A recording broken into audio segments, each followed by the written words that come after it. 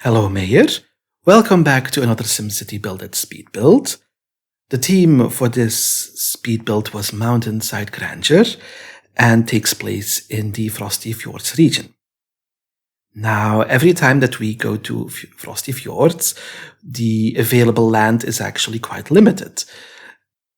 Despite the limited available land, I did manage to squeeze in 2 residential batteries and some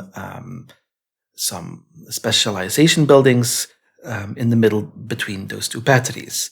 Of course, the mountainside was fully decorated, and whatever strips of land I had left on the border, I mainly used for the general services and some minor decorating. Now, everybody loves Frosty Fjords because it's the only region where we continuously have some snow available to us, and especially in the Winter Wonderland themed speed builds. I don't know about you, but I tend to go for the Christmas Village. For Mountainside Grandeur, however, I thought of more like a winter village that isn't necessarily a ski resort, although it does have some facilities for skiing and other winter sports. But I actually imagined this city to be more like an outpost, or it started as an outpost for an observatory because it's so high in the mountains. And it just slowly grew into this quite idyllic looking location because of the observatory, which over time grew.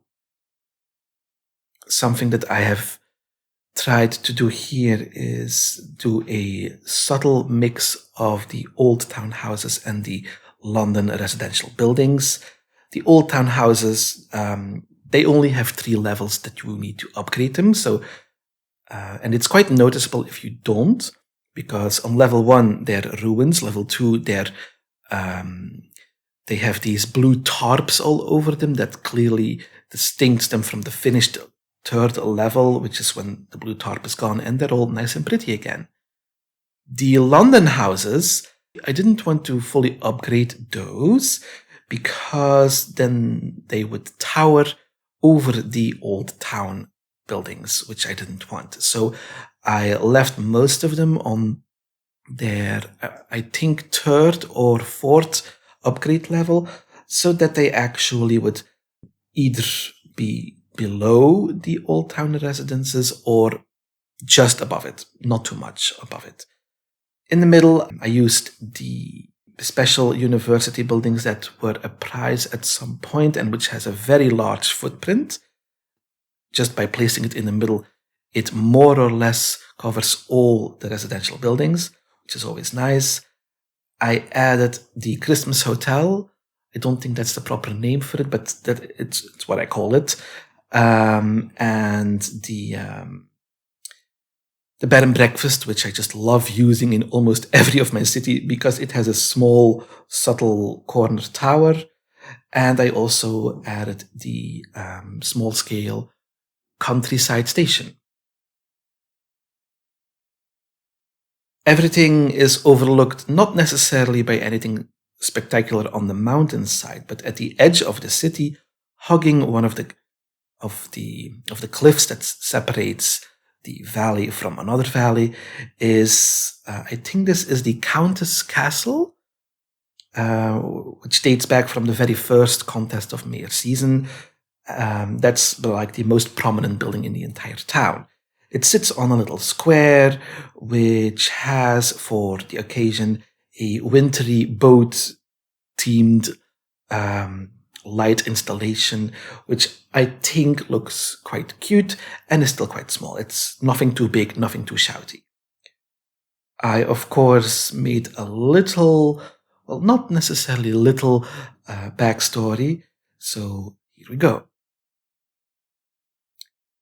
Hîsùvåk is a medium-sized town nestled high up in the Nylunder Fjord. Its location makes it an ideal excursion base to visit the rare flora unique to this region and, of course, the Nylund glacier situated only 4 kilometers down the narrow road up the hill. Hîsùvåk originally started as a small outpost observatory from the Gustavus College for girls in the spring of 1794. When the daughter and only heir of the wealthy Count Olaff expanded the outpost with comfortable dorms and a medium-sized campus, in 1826 the Gustavus Observatory rechristened itself to a finishing school for girls that focused on scientific subjects like astronomy and chemistry on top of the more usual artistic studies and etiquette. The popularity of the college soared, and the town quickly grew into a collection of fancy guest houses, posh mansions, and even 1 or 2 bijou castles. These were originally built to house daughters of the wealthier families for 2 or 3 years, often housing several sisters and even some nieces at the same time. Occasionally, however, these young women wouldn't end up leaving the town to marry after completing their education, and slowly several of these fancy residences were remodeled into permanent homes. As the number of female residents slowly overtook the amount of male residents, the town gained a reputation as an example of female empowerment. It may have started out from necessity, but it eventually grew into a reputable international example that women can do any job as well as any man. By 1910, the only position still firmly held by a man could be found in the local church. Today, the town still hosts a finishing school for girls with a more expanded curriculum. The high amount of fancy buildings give the town a very romantic feel that attracts many tourists, not only for a day trip to the glacier, but often just for the aesthetics of the town itself. Most of the larger buildings are still privately owned, but the largest castle has long been converted into the popular Grand Hotel for Vlokenakken. I hope you like this video. If you do, please consider giving it a thumbs up and don't forget to subscribe. See you next time.